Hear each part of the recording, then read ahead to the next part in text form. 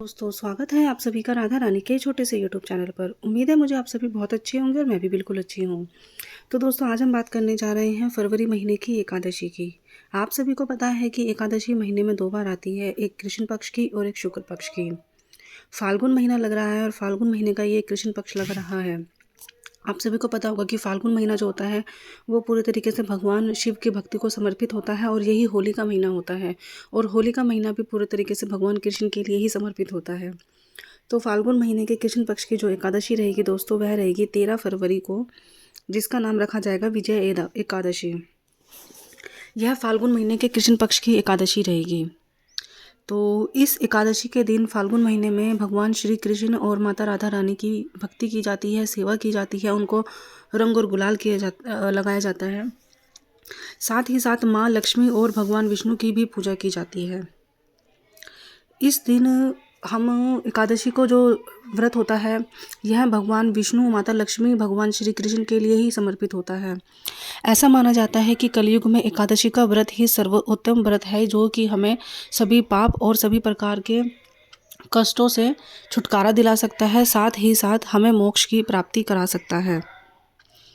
इसी के साथ साथ दोस्तों श्री कृष्ण जी का फाल्गुन महीना है और होली का महीना है, तो इस एकादशी को वह लोग भी कर सकते हैं जो एकादशी का व्रत नहीं रखना चाहते, लेकिन केवल फाल्गुन महीने की एकादशी का व्रत रख सकते हैं।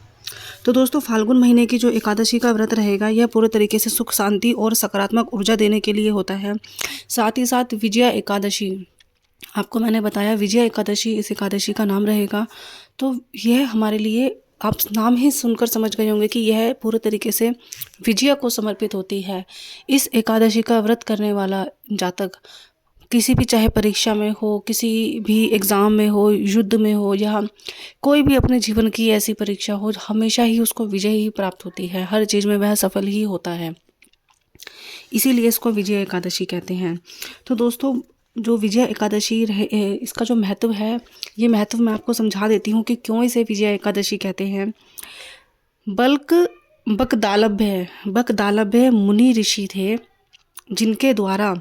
जिनके निर्देश के द्वारा, आप सभी को पता होगा जब भगवान श्री राम जी ने अपना सीता माता को छुड़ाने के लिए रावण से लड़ाई करी थी और अपना घर परिवार छोड़ दिया, वन में रहते थे, तो वह उन्होंने समुद्र तट पर, जो रामेश्वर है वहाँ पर समुद्र को पार करने के लिए जैसे उन्होंने समुद्र तट पे पुल बनाया था, उससे पहले ही वहाँ पर बकदालभ्य ऋषि के कहने पर भगवान श्री राम ने विजय प्राप्त करने के लिए, रावण का वध करने के लिए और माता पार्वती को उनके चंगुल से छुटाने के लिए, और सभी जो भी वहाँ पर देवता या जो भी जितने भी सभी देवी देवता रावण के चंगुल में फंसे हुए थे, उन सबको छुड़ाने के लिए विजय एकादशी का व्रत रखा था, जिसका नाम विजय एकादशी रखा गया।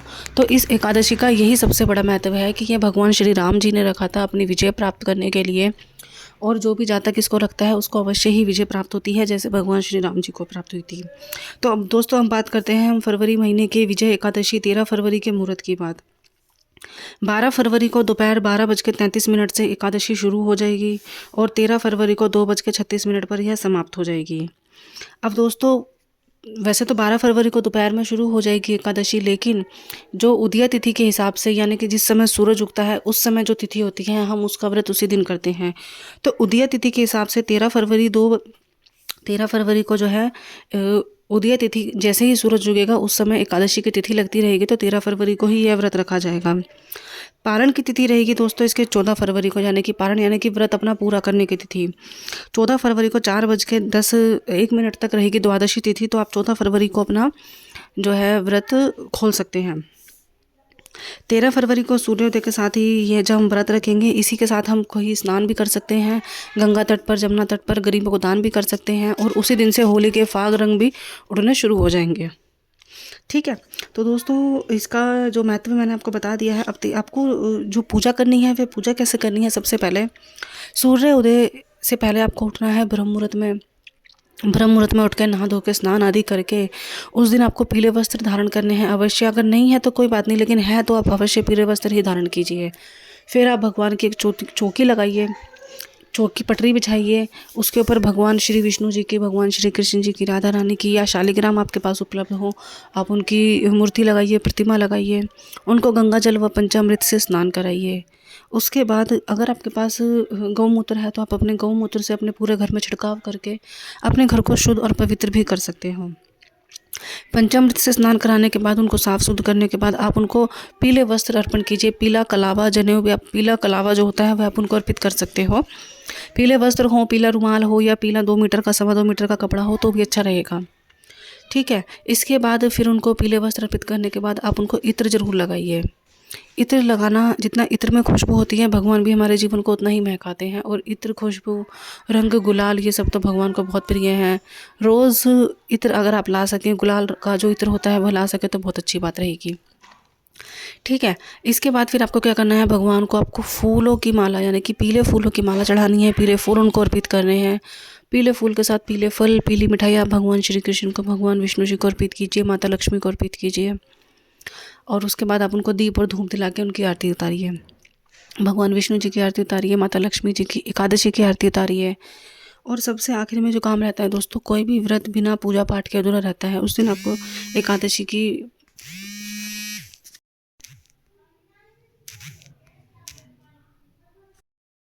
हल तो दोस्तों, जो कथा होती है, जो पाठ मंत्र होता है, वे आपको व्रत के दिन अवश्य करने चाहिए। यह सिर्फ एकादशी के व्रत के लिए नहीं, बल्कि आप कोई सा भी व्रत रखते हो, या सोमवार का व्रत रखते हो, या मंगलवार का, या हर महीने के मासिक शिवरात्रि का, या प्रदोष का, या एकादशी का।